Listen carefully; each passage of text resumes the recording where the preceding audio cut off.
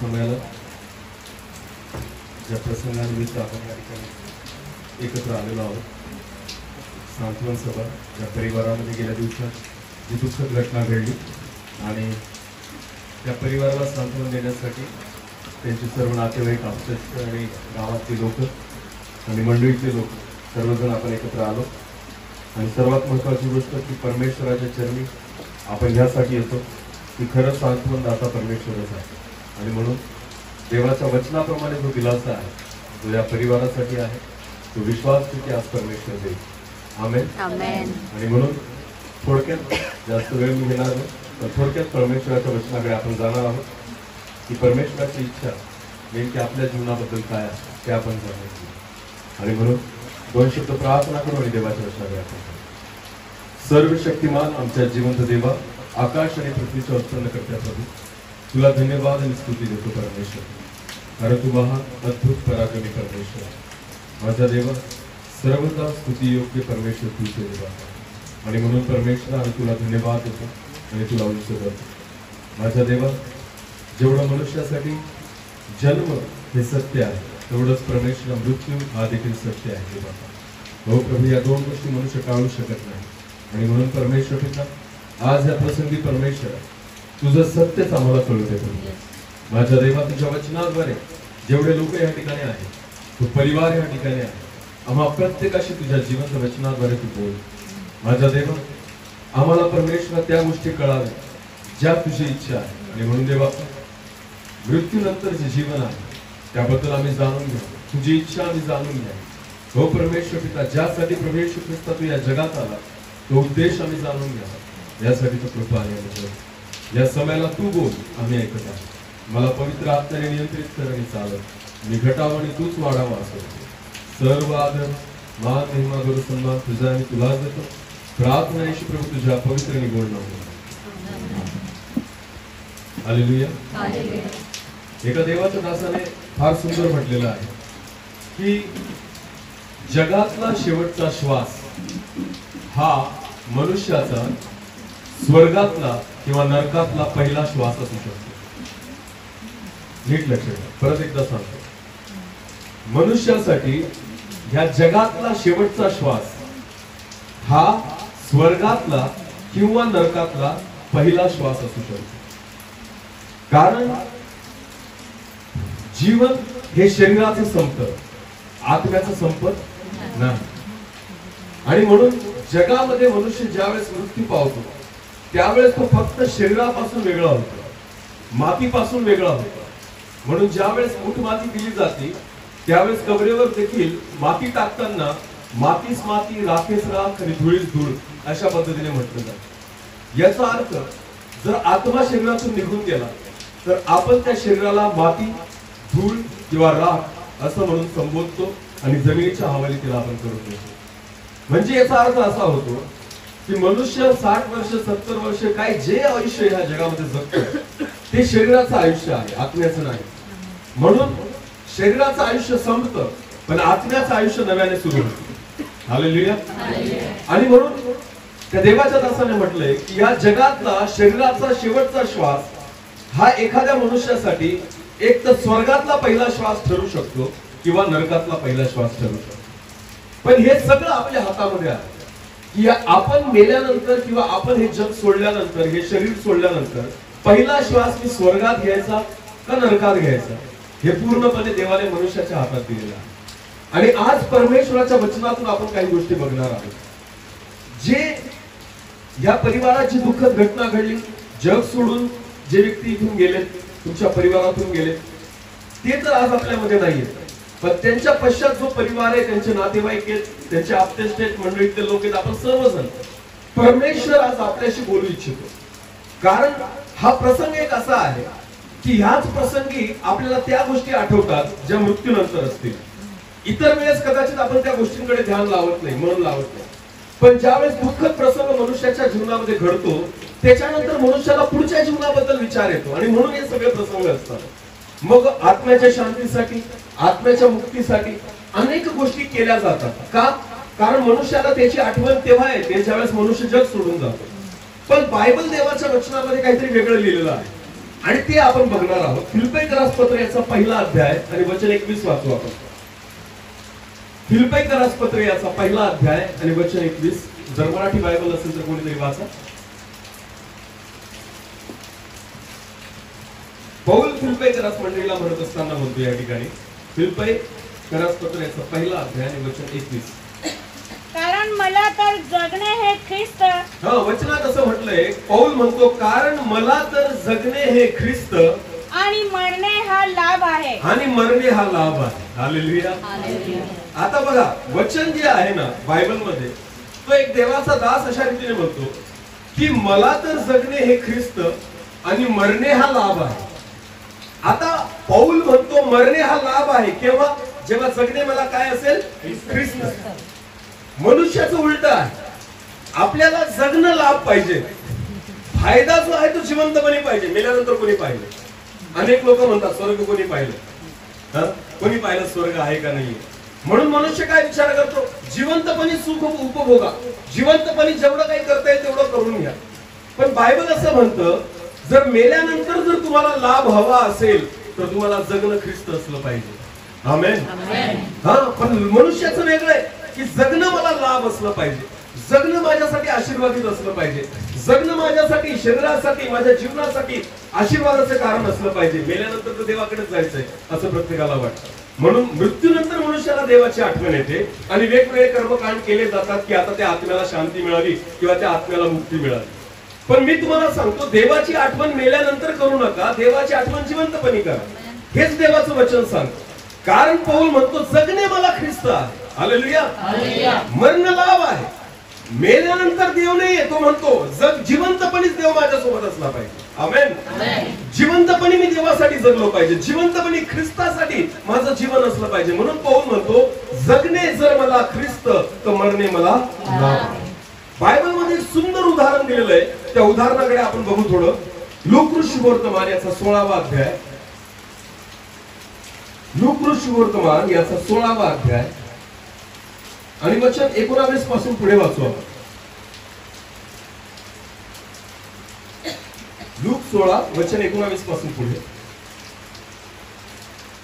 कोणी एक श्रीमंत मनुष्य होता. कोणी एक श्रीमंत मनुष्य होता. तो जांभळी व तलम वस्त्रे घालत असे. तो जांभळी आणि तलम वस्त्रे घालत होता आणि दररोज थाटामाटाने ख्याली खुशाली करत असे. आणि बायबल असं म्हणतो तो रोज थाटामाटाने ख्याली खुशाली करत होता. त्याच्या दरवाजाजवळ फोडांनी भरलेला लाजर नावाचा एक दरिद्री माणूस टाकण्यात आणि आला त्याच होता. श्रीमंत मनुष्याच्या घराबाहेर, दाराबाहेर एक लाजर नावाचा एक दरिद्री माणूस टाकलेला होता. त्या श्रीमंताच्या मेजारून खाली पडेल त्यावर आपले पोट भरावे अशी त्याची श्रीमंत इच्छा असे. मनुष्य जे रोज चांगले पक्वान्न खायचा, त्याच्या मेजावरून जे उष्ण खाली पडेल ते खाऊन आपलं पोट भरेल याच्यासाठी तो दरिद्री लाजर त्याच्या दारामध्ये टाकलेला होता. शिवाय कुत्री येऊन त्याची फोड चाटत असे. बायबल असं म्हणतो तो दरिद्री व्यक्ती जो त्या श्रीमंताच्या घराच्या बाहेर होता ना, कुत्री येऊन त्याची फोडत चाटायची. याचा अर्थ तो आजारी होता, त्याच्या अंगाला फोड होती आणि त्या दरिद्री मनुष्याला येऊन कुत्रे चाटायचे असं बायबल देवाचं वचन म्हणतं. पुढे वाचा. पुढे असे झाले की तो आणि दरिद्री नंतर काही दिवसांनी असे झाले की तो दरिद्री माणूस मेला. तो दरिद्री माणूस मेला आणि देवदूतांनी त्याला अब्रामाच्या उराशी नेऊन ठेवले. देवदूतांनी त्याला अब्रामाच्या उराशी सुखलोकामध्ये नेऊन ठेवलं.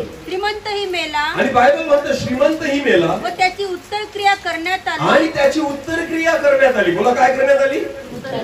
दरिद्री माणसाबद्दल कुठंच म्हटलेलं नाही त्याची उत्तर क्रिया करण्यात आली, कारण त्याचं नव्हतंच कोणी उत्तर क्रिया करण्याचं.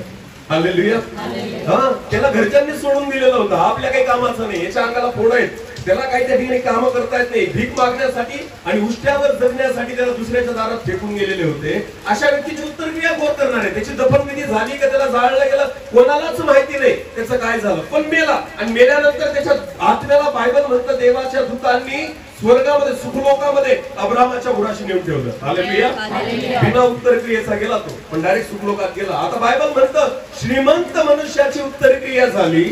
तो अधोलोकात यातना भोगत पण असताना देवाचं वचन म्हणतं तो अधोलोकात यातना भोगत असता त्याने आपली दृष्टी वर करून अब्राम व त्याच्या उराशी बसलेला लाजर यांना दुरून पाहिले. यातना भोगत होता. देवाचं वचन म्हणतं श्रीमंत मनुष्य अधोलोकामध्ये, नरकामध्ये तो यातना भोगतोय. तुम्हाला माहिती बायबल देवाचं वचन म्हणतं जगणे मला ख्रिस्त तर मरणे मला लाभ आहे. आमेन.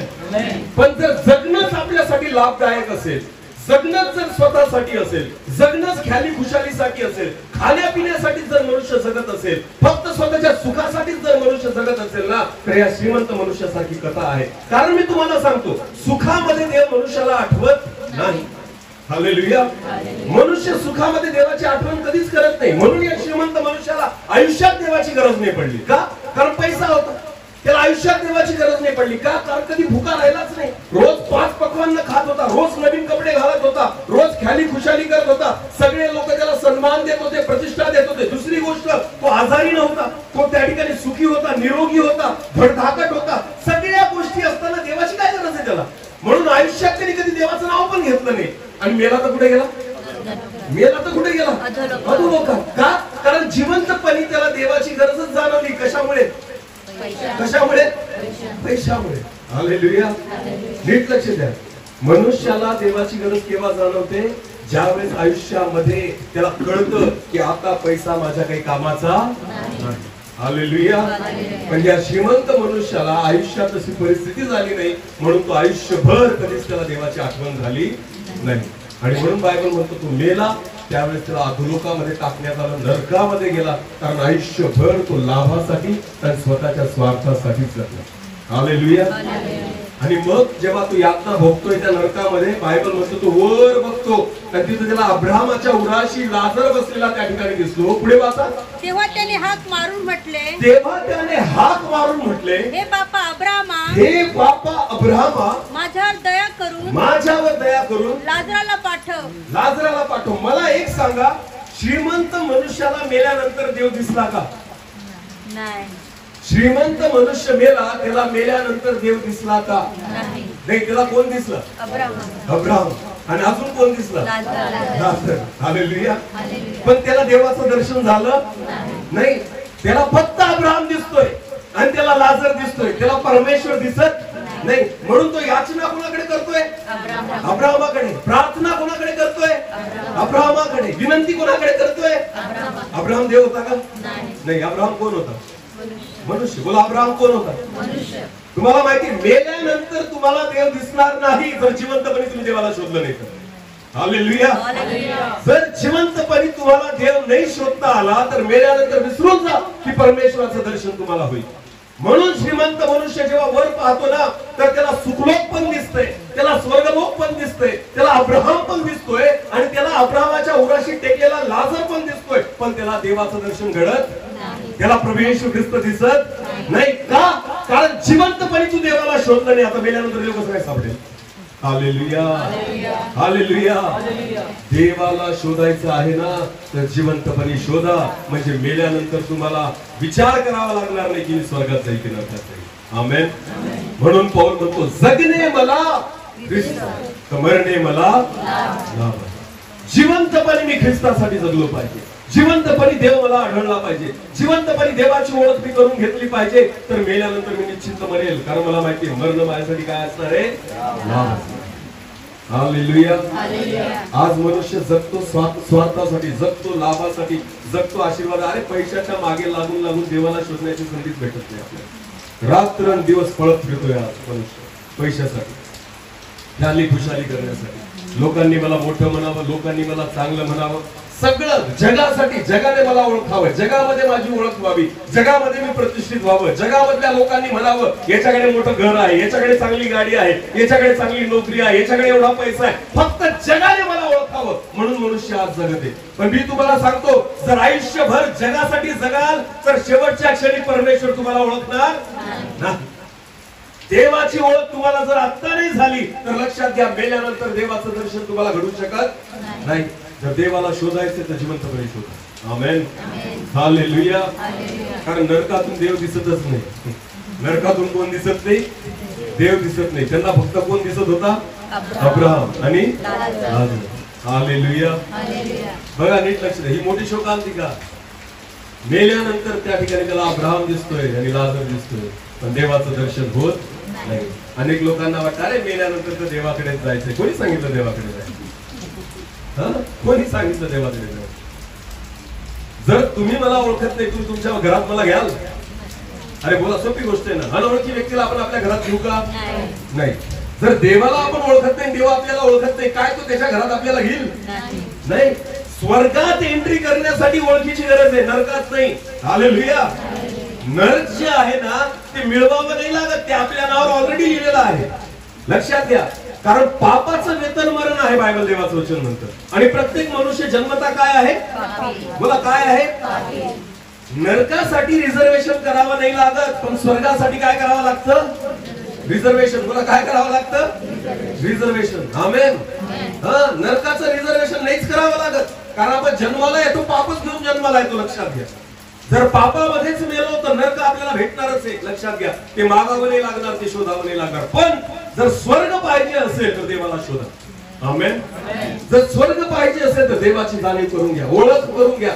जिवंत परमेश्वर जो आहे ना त्या परमेश्वराला शोधा. बायबल देवाचं म्हणतं शोधा म्हणजे सापडेल. आमेन. पण नको माणसाला आयुष्यभर पैशाच्या मागेच पळतो. या श्रीमंत मनुष्यासारखं आयुष्यभर ख्याली खुशाली केली. आज काय जेवायचंय, आज काय खायचंय, आजचा मेनू काय, बस एवढाच विचार होता याच्या जीवनामध्ये. किती पैसा कमवला, कोणते कपडे घालायचे, कसं राहायचं, घरात कोणती वस्तू पाहिजे, बस याच्या बाहेर काहीच नाही. देव कोण आहे यांनी कधी शोधण्याचा प्रयत्न केला नाही. पण लाजर जो होता तो भिकारी होता, लाजर जो होता दरिद्री होता, लाजर जो होता आजारी होता. जेव्हा मनुष्य खिन्न हृदयाचा असतो ना, दुःखी अंतकरणाचा असतो ना, त्याला कोण आठवतो?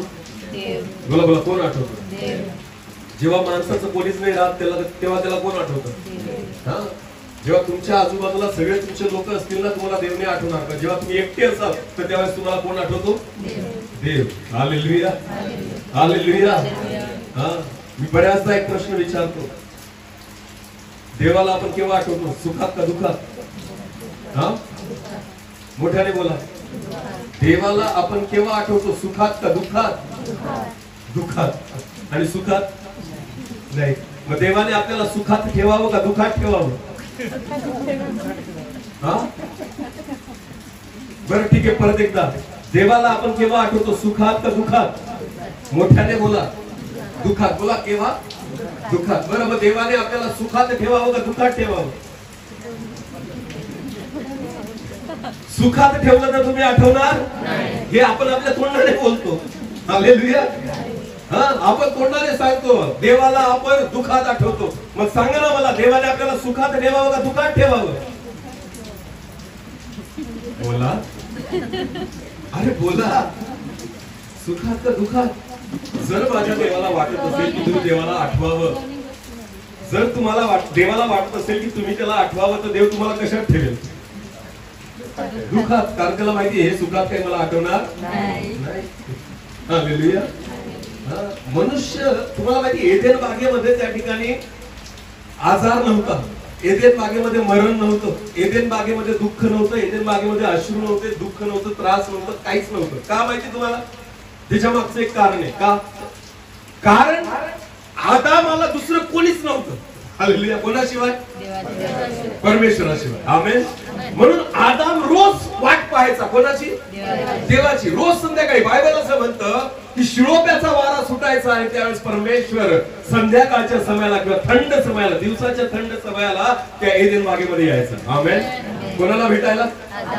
देवाला पण भेटायला दुसरं कोणी नव्हतं आणि आदामाला पण भेटायला दुसरं कोणी नव्हतं. देवासाठी कोण होता? आदाम. आणि आदामासाठी कोण होता?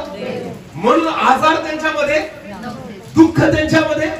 कारण देवाला आठवण्यासाठी आजाराची गरजच नव्हती, देवाला आठवण्यासाठी याला दुःख देण्याची गरजच नव्हती. कारण त्या सुखामध्ये सुद्धा आदाम कोणाला आठवायचा? त्या सुखामध्ये सुद्धा आदाम कोणाची वाट पाहायचा? देवाची. हालेलुया. त्या सुखामध्ये, त्या शांतीमध्ये, त्या आशीर्वादामध्ये सुद्धा रोज आदाम देवाची वाट पाहायचा. म्हणून परमेश्वर आदामाला दुःख देतच नव्हतं. आमेन. कारण सुखात सुद्धा आदाम कोणाला आठवायचा? देवाला. आमेन. मग आदाम आजारी पडला का? आदाम म्हातारा झाला का? जोपर्यंत एदेन बागेमध्ये होते ना, साधा डास सुद्धा चावत नव्हता. साधा डास सुद्धा चावत नव्हता. एदेन बाग देवाने बनवली. दवाखाना बनवला तिथं? नाही. आता जिथं गाव झालं तिथं पहिले काय बनवावं लागतं? बनवावं लागतं की नाही? सांगा मला. हा का नाही?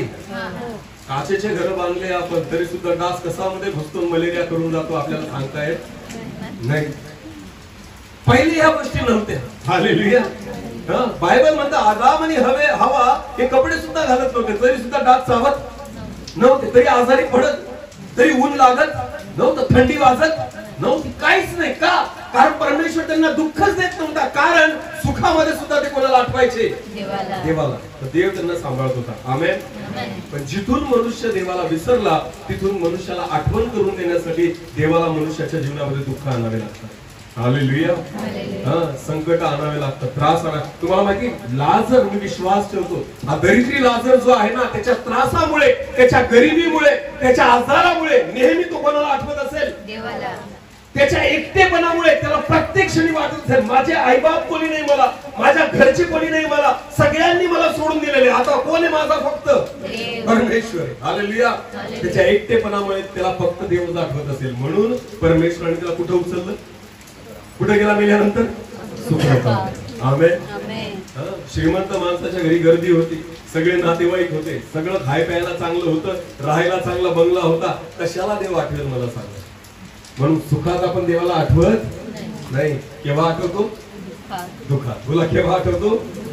दुःखात. येशू ख्रिस्तावर जेवढ्या लोकांनी विश्वास ठेवलाय ना, सहज ठेवला नाही, काहीतरी अनुभव घेतलाय आपण. आमेन. तुम्ही नसेल घेतला तर तुमच्या पूर्वजांनी घेतला असेल. आपल्या दुसरी तिसरी पिढी इथं असेल ना, तर विचारा तुमच्या पूर्वजांना की त्यांनी काहीतरी अनुभव घेतला असेल. आमेन. ते बंधनात होते, ते आजारात होते, त्यांच्या जीवनामध्ये काहीतरी त्रास होता आणि त्यांना जिवंत देव भेटला, म्हणून त्यांनी प्रभू येशू ख्रिस्ताला स्वीकारले. आमेन. प्रभू येशू ख्रिस्ताजवळ सहज कोणी येत नाही. लक्षात घ्या, जो व्यक्ती त्रासात, जो व्यक्ती दुःखात, ज्याच्या जीवनामध्ये कोणतीच आशा नाही ना, तोच देवाला शोधतो, अन्यथा आपण शोधत नाही. हालेलुया. म्हणून मी सांगतो प्रियांनो, जिवंतपणे देवाला शोधा, सुखामध्ये देवाला शोधा, ज्या परिस्थितीत आहात त्या परिस्थितीमध्ये देवाला शोधा. बायबल मध्ये शोधा म्हणजे सापडेल. आणि जिवंतपणे जर देव सापडला ना, तर विश्वास ठेवा, जगणे जर तुमच्यासाठी ख्रिस्त असेल, तर मरणे तुमच्यासाठी काय आहे? लाभ आहे. मग काहीच करण्याची गरज नाही मेल्यानंतर. मग मेल्यानंतर काहीच करण्याची गरज नाही, कारण तुम्हाला जे करायचं होतं तुम्ही जिवंतपणेच केलंय. आमेन. हालेलुया. हा शॉर्टकट आहे. मनुष्याला वाटतं की मेल्यानंतर हे करा, मेल्यानंतर ते करा, काहीच होऊ शकत नाही. मला सांग, काहीच नाही. मी तुम्हाला सांगतो, मनुष्य मेल्यानंतर एक तरी चांगलं काम करू शकतो का? मनुष्य मेल्यानंतर एक तरी चांगलं काम करू शकतो का? दान धर्म करू शकतो का? एखाद्या भुकेल्याला खाऊ घालू शकतो का? जर मनुष्य मेल्यानंतर एकही पुण्य करू शकत नाही, तर मेल्यानंतर असे एकही काम नाही की त्याला स्वर्गामध्ये मिळेल. हालेलुया. जे करायचं ते केव्हा? जिवंतपणे. बोला, जे करायचं ते केव्हा? मी मेल्यानंतर माझ्या मुलाने 1000 लोकांना खाऊ घातलं. किती लोकांना? 1000 गरीब लोकांना माझ्या मुलाने खाऊ घातलं. लोक काय म्हणतील? बरं झाला मेला, याच्यामुळे काय झालं? 1000 लोकांना खायला तरी भेटलं. जिवंत होता तोपर्यंत एकाला पण खाऊ घालत. मग काय ते पुण्य माझ्या नावाने गिनलं गेलं? कोणाच्या नावाने गिनलं गेलं? मुलाच्या. बोला, कोणाच्या? मेल्यानंतर मनुष्य एकही पुण्याचं काम करू शकत नाही, म्हणून मेल्यानंतर अशी एकही क्रिया नाही की त्या ठिकाणी मनुष्याला स्वर्गामध्ये पोहोचेल. जे करायचंय ते जिवंतपणे करा. आमेन. दया करायची जिवंतपणे करा, दान धर्म करायचे जिवंतपणे करा, चांगले काम करायचे जिवंतपणे करा, गरिबांना मदत करायची जिवंतपणे करा. जर तुम्ही जिवंतपणे कराल, ख्रिस्ताला जिवंतपणे स्वीकाराल, देवाला जिवंतपणे ओळखाल, देवाला जिवंतपणे हाक माराल, तर विश्वासाने सांगतो मेल्यानंतर लाभच आहे. आमेन. पहिला श्वास स्वर्गातच राहील. कुठे राहील? शरीरातला शेवटचा श्वास असेल, पण स्वर्गातला आत्म्याचा पहिला श्वास जो कधी न संपणारा, तिथे सुरुवात होईल. आमेन. आमेन. हालेलुया. त्याच्यासाठी जगणे मला काय असले पाहिजे? हालेलुया. पुढे वाचा ते वचन, कंटिन्यू करा. तेव्हा त्याने हाक मारून म्हटले, तेव्हा त्या परत थोडस एक वचन अगोदर वाचा. तो अधोलोकात यातना भोगत श्रीमंत असताना मनुष्य अधोलोकात यातना भोगत असता त्याने आपली दृष्टी वर करून अब्राम व त्याच्या उराशी बसलेला लाजर यांना दुरून पाहिले. नीट लक्ष द्या. जेव्हा जिवंत होता तेव्हा लाजराला कुठं पाहायचा? वर का खाली? लाजर कुठे बसलेला असायचा? याचा टेबल असा असायचा, जेवण करायचा. लाजर कुठे बसायचा? खाली. मग हा टेबलावरून कोणाला पाहायचा? खाली. लाजराला, जिवंत असताना. आणि मेल्यानंतर लाजराला कुठे पाहतोय? आणि हा कुठे? हालेलुया. वेळ बदलायला, परिस्थिती बदलायला वेळ लागत नाही. मीपणा, अहंकार, गर्व, तुमच्या पैशाचा तोरा, तुमचं किती मोठं घर आहे, तुमच्याकडे किती मोठी प्रॉपर्टी आहे, लक्षात घ्या एक क्षण परमेश्वर सगळ्या गोष्टी बदलून टाकेल. आमेन. आतापर्यंत लाजराला खाली बघत होता, पण आता लाजराला कुठे बघावं लागतंय? वर. आणि त्याला खाली कोण बघतंय? वरून कोण बघतंय? खाली लाजर. Hallelujah, hallelujah. हा, बघा ही परिस्थिती आहे. जिवंतपणे जर देवाला ओळखलं नाही ना, त्या ज्या लोकांना तुम्ही कमी लेखत होता, ज्या लोकांना तुम्ही हिंदीन लेखत होता, ज्या लोकांना तुच्छ लेखत होता, त्यांना स्वर्गात बसलेलं तुम्ही बघा. आमेन. हालेलुया. तुम्ही पैशाने धनवान होऊ शकता, आत्म्याने आणि आत्मिक जीवनात धनवान व्हा. हालेलुया. आत्मिक संपत्ती साठवा. परमेश्वराने तुम्हाला आणि मला ओळखलं पाहिजे. आमेन. ज्यावेळेस तो लाजराला बघतोय ना, आता वर बघतोय, वर पाहिलं की अब्राहमाच्या उराशी लाजर बसलेला आहे. पुढे वाचा. तेव्हा त्याने हाक मारून म्हटले, हे बापा अब्राहमा, माझ्यावर दया कर, लाजराला पाठव. आणि लाजराला इकडे पाठव, यासाठी की त्याने आपल्या बोटाचे टोक पाण्यात बुडवून, लाजराने आपल्या बोटाचे टोक पाण्यात बुडवून माझी जीभ थंड माझ्या करावी, जिभेवर तो पाण्याचा थेंब ठेवावा आणि माझी जीभ थंड करावी, कारण ह्या जाळात मी क्लेश भोगत कारण आहे. या अग्नीमध्ये मी क्लेश भोगत आहे. हालेलुया. लाजराकडे काय मागतोय आता? जिवंतपणे लाजर याच्याकडे काय मागायचा? भीक. आणि आता मेल्यानंतर हा लाजराकडे काय मागतोय? लक्षात घ्या. जिवंतपणी लाजर श्रीमंताकडून अन्न मागायचा, भीक मागायचा, मला खायला दे. पण मेल्यानंतर अन्न नाही, हा काय मागतोय? पाण्याचा थेंब. ही आहे परिस्थिती जर देवाला ओळखलं नाही तर. नीट लक्ष द्या. आज आपल्याला आपल्या सुख संपन्नामध्ये, सगळ्या चांगल्या परिस्थितीमध्ये देवाची आठवण होत नाहीये. पण लक्षात घ्या, एक दिवस असा येईल, आयुष्यभर ज्या पैशासाठी तुम्ही जगलात, आयुष्यभर ज्या प्रॉपर्टीचा तुम्ही गर्व केला, आयुष्यभर ज्या संपत्तीचा तुम्ही गर्व केला ना, ती संपत्तीचा एक पैसा सुद्धा तुमच्या सोबत येणार नाही. नवरा बायको कितीही एकमेकांना जीव लावणारे असतील सुद्धा, मेल्यानंतर पहिले नवरा म्हणतो आपल्या मुलीला, जा मम्मीच्या गळ्यातलं सोन्याचं मंगळसूत्र काढून घे, कारण मेली आता. सोनं पुराल का कबरेमध्ये? अरे बोला. पुराल नाही का?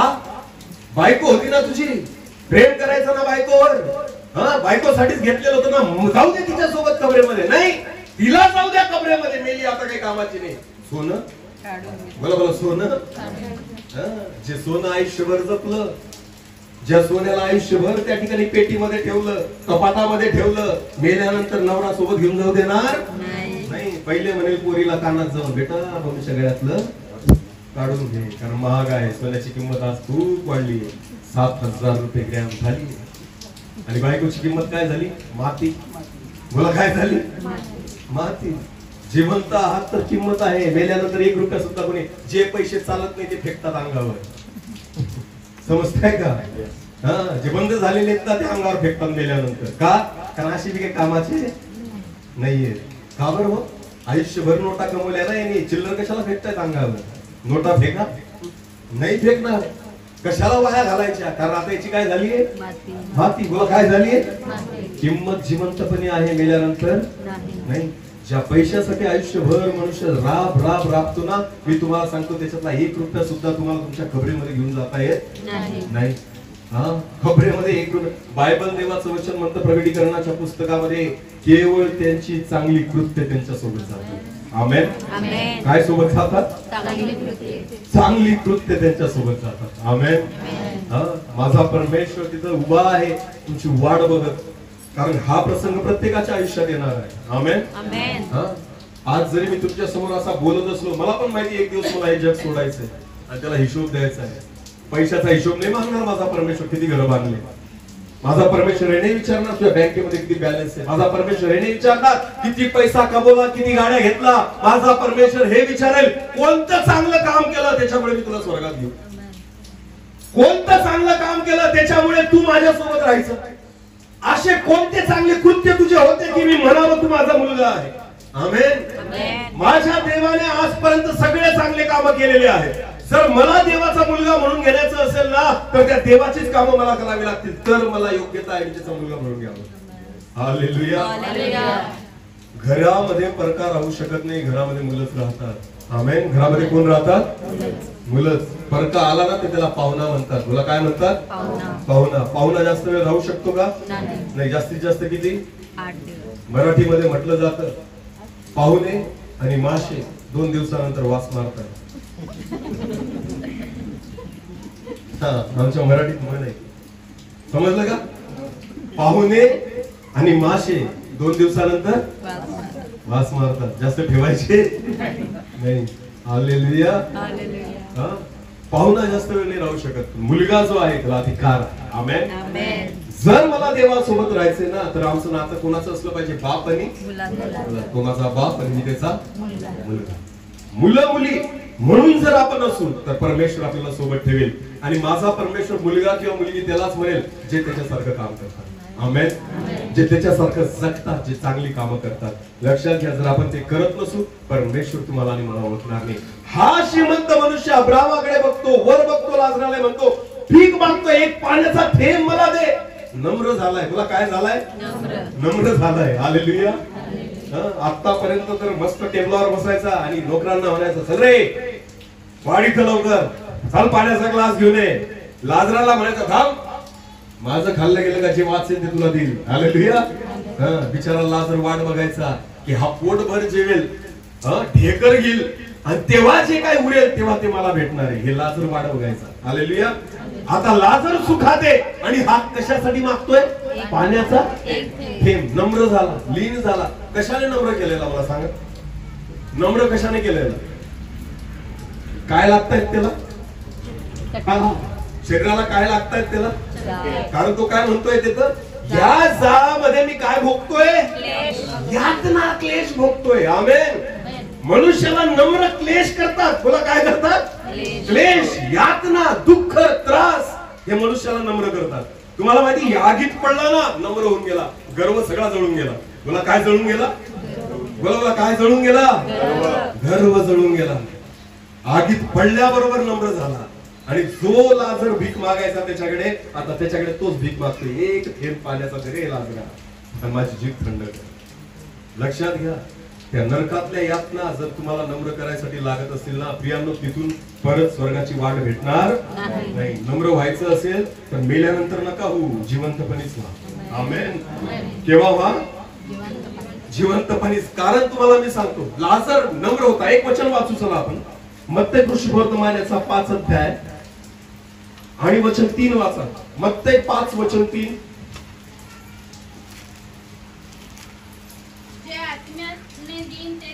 पहा, हे वचन सुंदर आहे.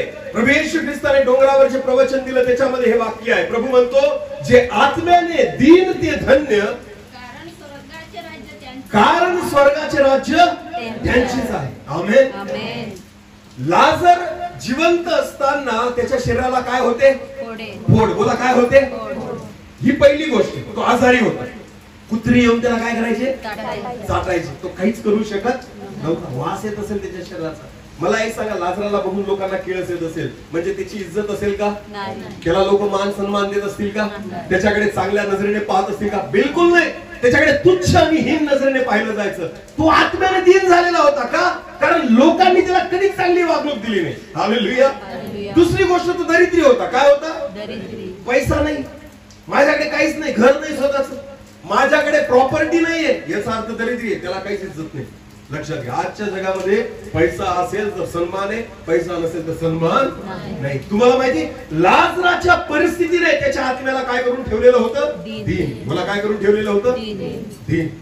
तो इतका दीन होता म्हणून बायबल देवाचं वचन म्हणतं, प्रभू येशू म्हणतो, जे आत्म्याने दीन ते धन्य, कारण स्वर्गाचे राज्य त्यांचेच आहे.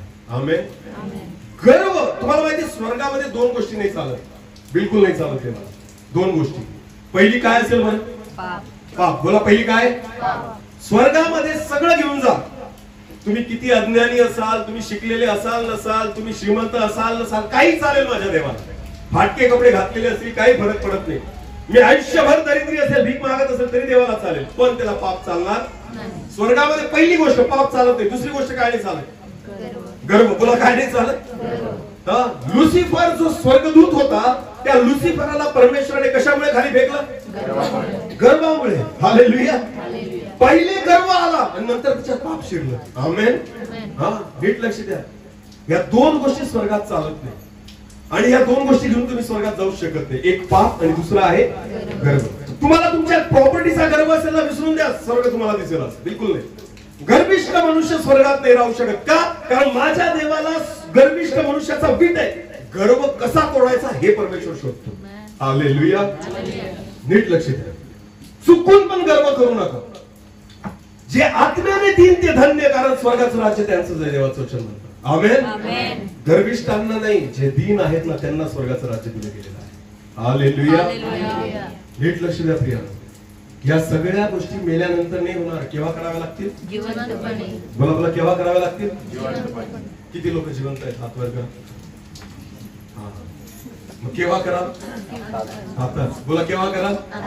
किती लोकांना माहिती मी उद्या असणार आहे? उद्याचा दिवस मला देवाने दिलाय. किती लोकांना विश्वास आहे? हात वर करा.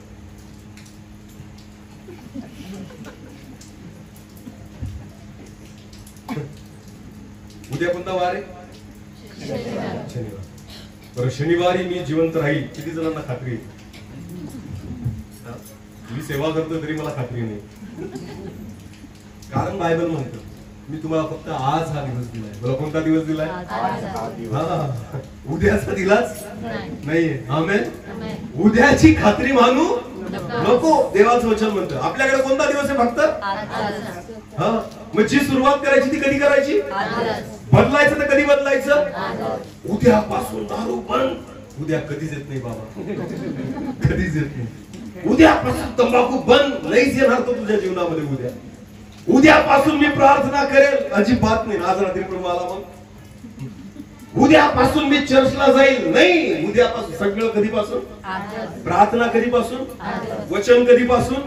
देवासोबत चालणं कधीपासून? पाप कधी सोडायचं? सगळ्या गोष्टी चांगल्या कधीपासून करायच्या? उद्या काहीच नसतं. उद्या आपल्या हातातच दिलेलं नाही. आमेन. हालेलुया.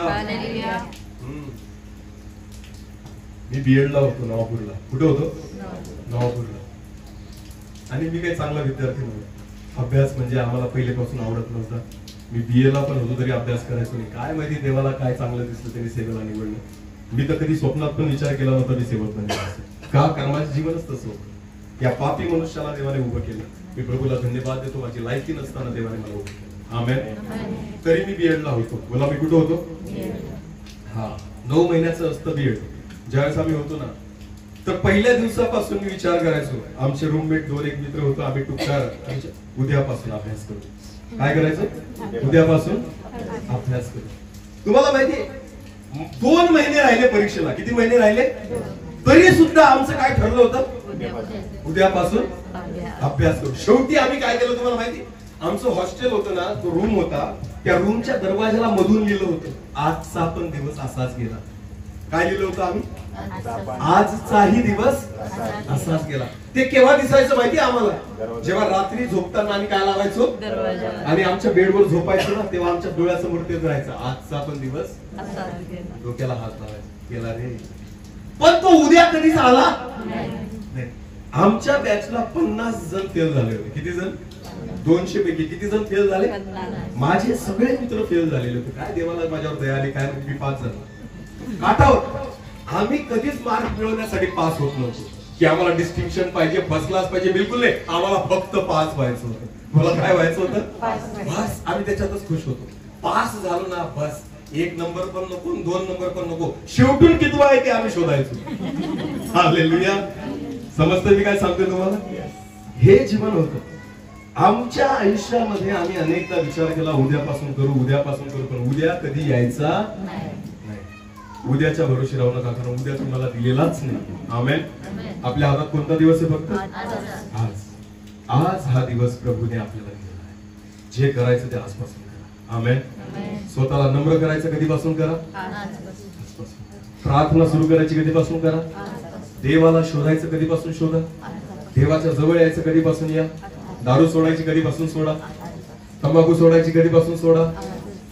प्रत्येक वाईट गोष्ट जर सोडायची असेल ना, निर्णय कधीपासून घ्या? आजपासून. कारण आजचाच दिवस देवाने हातात दिला. आमेन. उद्याचा दिवस मला नाहीच आहे. मी आज कितीही धडधाकड दिसत असलो, कितीही निरोगी दिसत असलो, प्रभूवर आहे की माझा श्वास केव्हा काढायचा. आमेन. आमेन. हा, केव्हा काढायचं हे देवाच्या हातामध्ये आहे. आणि जर त्याची इच्छा नसेल ना, मी काढूच देणार नाही, तर तुम्हाला सांगतो जगात कोणीच काढू शकत. आमेन. आमेन. दानिएलाला सिंहाच्या गुहेत फेकून दिलं, पण तरी सुद्धा त्याचा श्वास त्या ठिकाणी सिंह काढू शकले नाही. कारण ती वेळ देवाने त्याच्यावर आणलेली नव्हती. तो समय त्याच्यासाठी नव्हता. अग्नीच्या भट्टीत शद्रक मेशक अबेदनगोला फेकून दिलं तरी श्वास निघू शकला नाही, कारण त्यांच्यासोबत कोण होता? तो समय त्यांच्यासाठी नव्हता. म्हणून तुम्हाला माहिती आहे काहीच झालं नाही. आमेन. जर देवाने ठरवलं नाही, याला काहीच होऊ द्यायचं नाही, काहीच होऊ देणार नाही. योनाला पाण्यात, योना म्हणतो मी चुकलोय, मी पाप केलंय, मला कुठं फेका? समुद्रात फेकून द्या. योनाला वाटलं मेलो, आता त्या लोकांना वाटलं आम्ही मेलो. ते देवाकडे प्रार्थना करतात की निर्दोष रक्ताचा गुन्हा आमच्यावर येऊ देऊ नको, कारण त्यांना वाटत होतं अमरला जाता. पण जसं योनाला खाली फेकलं तर त्याला कोणी घेऊन टाकलं? माशाने घेऊन टाकलं. आमेन. पाण्यात फेकला गेला, माशाने खाल्लं तरी सुद्धा योना मेला. किती दिवस पोटात होता? जोपर्यंत देवाने तुमचे श्वास मोजलेले तोपर्यंत कोणी काढू पण शकत नाही. माहितीच नाही आपल्याला किती दिवस आहोत. हालेलुया.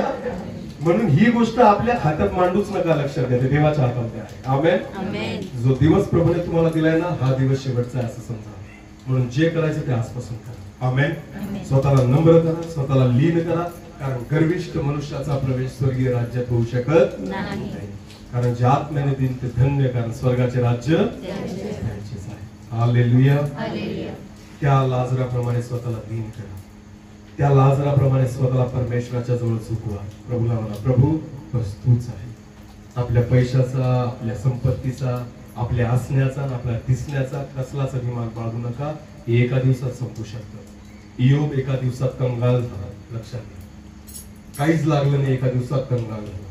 असं व्हायला परमेश्वराला काहीच वेळ लागत नाही. लक्षात. म्हणून कोणत्याच गोष्टीचा गर्व बाळगू नका. म्हणून जसं आहात तसा परमेश्वराच्या चरणी आहे. एक शेवटचं वचन वाचू आणि मग आपण संपू. रोमकरासपत्र, रोमकरासपत्र याचा 12वा अध्याय. रोमकरासपत्र याचा 12वा अध्याय आणि एक वचन वाचा. म्हणून बंधुजन हो, म्हणून बंधुजन हो, मी देवाच्या करुणामुळे तुम्हाला विनवतो की, पौल म्हणतो मी देवाच्या करुणेमुळे तुम्हाला विनवतो की, तुम्ही आपली शरीरे, नीट लक्ष द्या, तुम्ही आपली शरीरे जिवंत, जिवंत, बोला कशी? जिवंत, मेल्यानंतर नाही, कशी? जिवंत. हालेलुया. लक्षात घ्या, बायबल परमेश्वराचं वचन याच्यामध्ये फार फरक आहे, फार अंतर आहे. लक्षात घ्या, मेल्यानंतर काहीच करायला लावत नाही देव, जिवंतपणे. तो म्हणतो तुम्ही आपली शरीरे जिवंत, पवित्र, पवित्र व देवाला ग्रहणीय यज्ञ, व देवाला ग्रहणीय यज्ञ म्हणून समर्पण करावी. हीच तुमची आध्यात्मिक सेवा आहे. आमेन. आमेन. शरीरे कशी समर्पण करायची देवाला? जिवंत. जिवंत, बोला कशी? जिवंत, मेल्यानंतर नाही. हालेलुया. मग जिवंतपणे जर समर्पण करायचे तर दुसरे करतील का तुम्हाला करावं लागेल? मेल्यानंतर दुसरे तुमच्यासाठी प्रार्थना करतील, पण जिवंतपणे कोण करेल? मी. आमेन. अर्पण आणि समर्पणात काय फरक आहे कोण सांगेल? अर्पण आणि समर्पण याच्यात काय अंतर आहे? एक उदाहरण द्या कोणीतरी. नाही, अर्पण आणि समर्पण या दोन शब्दातलं अंतर काय? समर्पण हे, हा बरोबर. अर्पण हे बघा, नीट लक्ष द्या. माझ्याकडे समजा ही वस्तू आहे, ही देवाला मी काय केली? अर्पण केली. वस्तूचं अर्पण होऊ शकतं. हालेलुया. पण समर्पण काय? स्वतःला करणं. आमेन. समर्पणामध्ये दुसऱ्याचं काम नाहीये, कोणाचं काम आहे? स्वतःचं. आमेन. हालेलुया. नीट लक्ष द्या. लहान लेकरांना आपण परमेश्वराच्या मंदिरात घेऊन जातो आणि पास्टर त्यांचं काय करतात? अर्पण. बोला काय करतात? त्यांच्या हाताने केलं जातं, पण समर्पण कोणाला करावं लागतं? स्वतःला. हालेलुया. बायबल म्हणतं तुम्ही तुमची शरीरे जिवंत, पवित्र आणि देवाला ग्रहणीय यज्ञ म्हणून समर्पण करा. हे तुमचं काम आहे, ही तुमची आध्यात्मिक सेवा आहे. हालेलुया. ही तुमची आध्यात्मिक सेवा आहे. जिवंतपणे, पवित्र, जिवंत आणि देवाला आवडेल असं शरीर देवाला समर्पण करा. हीच तुमची आध्यात्मिक सेवा आहे. आमेन. बस प्रियानो, जो व्यक्ती जिवंतपणे हे करतो, विश्वास ठेवा, मरण त्याच्यासाठी काय? लाभ. मरण त्याच्यासाठी काय? जगणे मला ख्रिस्त, तर मरणे मला लाभ आहे. बस हे एक मात्र मार्ग आहे. जर जिवंतपणे देवाला ओळखाल तर मेल्यानंतर परमेश्वर तुम्हाला ओळखेल. आमेन. हालेलुया. हा, प्रभू येशू ख्रिस्त म्हणतो जिथं मी आहे तिथं तुम्ही असावं अशी माझी इच्छा. पुढचं वचन वाचा, तिथं दुसरं वचन रोम 12:2. देवाची उत्तम ग्रहणीय व परिपूर्ण इच्छा काय आहे ग्रहणीय व परिपूर्ण इच्छा काय आहे हे तुम्ही समजून हे घ्यावे. तुम्ही समजून घ्या. म्हणून या युगाबरोबर म्हणून ह्या युगाबरोबर समरूप होऊ नका, समरूप होऊ नका, तर आपल्या मनाच्या नवीकरणाने स्वतःचे रूपांतर होऊ द्या. स्वतःचे रूपांतर होऊ द्या. आमेन. आमेन. देवाची इच्छा समजून घ्या. देवाची इच्छा काय? प्रभू येशू म्हणतो माझ्या पित्याच्या घरात राहण्याच्या जागा हा. आणि प्रभू म्हणतो मी तुमच्यासाठी काय तयार करायला जातो आणि परत येऊन तुम्हाला तिथं घेऊन जाईल. कारण जिथं मी आहे तिथं तुम्ही असावं अशी माझी काय आहे इच्छा आहे. ही देवाची इच्छा आहे. जिथं देव आहे तिथं आपण असावं. हालेलुया.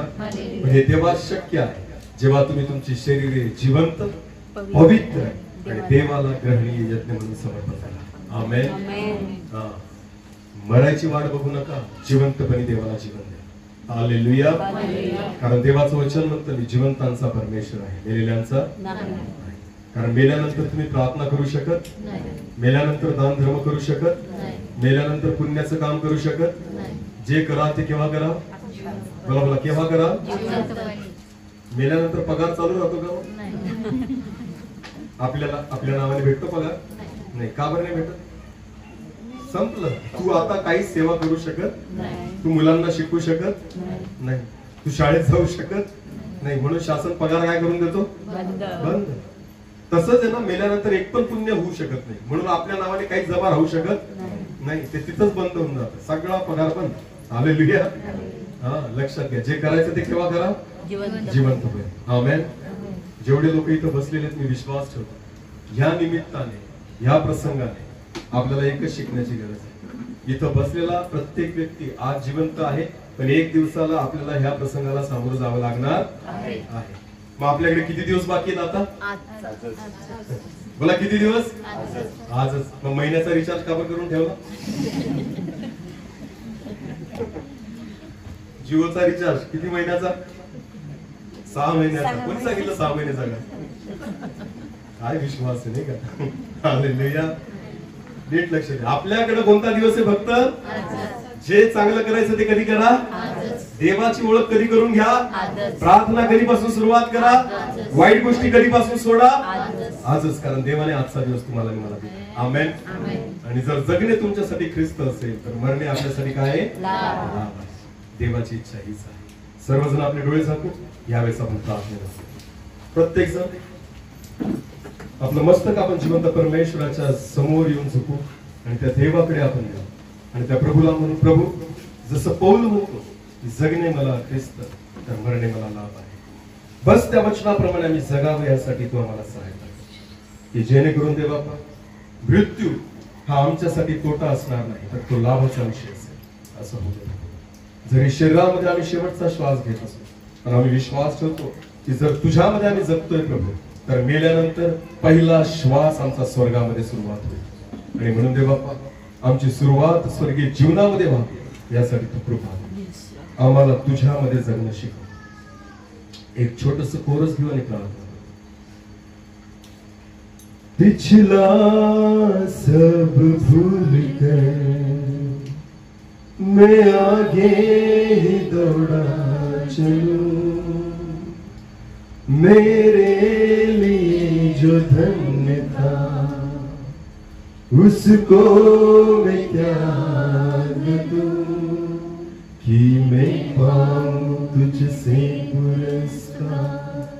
दौड़ा मैं जाऊं कि मैं पाऊं तुझसे पुरस्कार. दौड़ा मैं जाऊं मैं जीऊं या मरूं वो तेरे लिए है. तू मेरा प्रभु,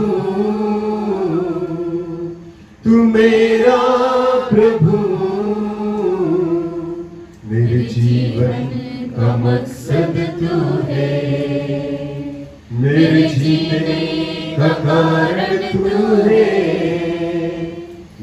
जीवन का मकसद तू है, मेरे जीने का कारण तू है। मैं जीऊं या मरूं वो तेरे लिए है। तू मेरा प्रभु, तू मेरा प्रभु, मुझ पर हुई है कृपा, बेकार न जाने दूं जिसने मुझे है चुना, उसकी ओर मैं बढ़ूं। मुझ पर हुई है कृपा, बेकार न जाने दूं जिसने मुझे है चुना, उसकी ओर मैं बढ़ूं। देखूं तेरी सलीम की ओर, खींचा मैं जाऊं। देखूं तेरी सलीम की ओर, खींचा मैं जाऊं। मैं जीऊं या मरूं वो तेरे लिए है। तू मेरा प्रभु, तू मेरा प्रभु, तू मेरा प्रभु। धन्यवाद जगणे मला ख्रिस्त तर मरणे मला लाभ आहे। प्रभूजी आम्ही तुझ्यामध्ये जगावं, जिवंतपणी आमचं जीवन तुला समर्पित करावं।